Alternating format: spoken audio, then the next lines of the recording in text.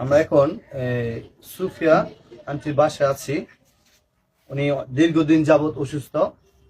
আমরা আজকে ওনার বাসায় আসছি। সে চিকিৎসার অভাবে তার এই যে সমস্যাটা যে অসুস্থ উনি, কিন্তু টাকার অভাবে চিকিৎসা করতে পারতেছে না। আমরা দেখছেন যে উনি আসলে অনেকটা কান্নাকাটি করছে। আসলে জানবো এই মুহূর্তে তার কাছে একটু, আপনার কি সমস্যা খালা? কি সমস্যা আপনার?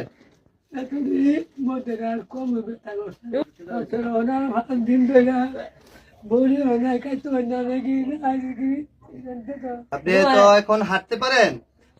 1 বছর ধরে হাঁটতে। সমস্যাটা কি এখানে পায়ে কি কোনো ডাক্তার কি কইছে? অপারেশন করেছে।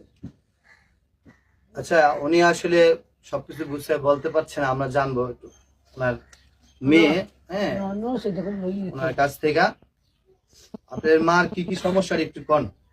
আমার মার কোমরের হাড্ডি ভেঙে গেছে গা। ডাক্তারে কইছে 2.5 লাখ টাকা লাগবে, টাকার লিগে আমি অপারেশন করতে পারি না। আপনারা যা পারেন সহযোগিতা করেন।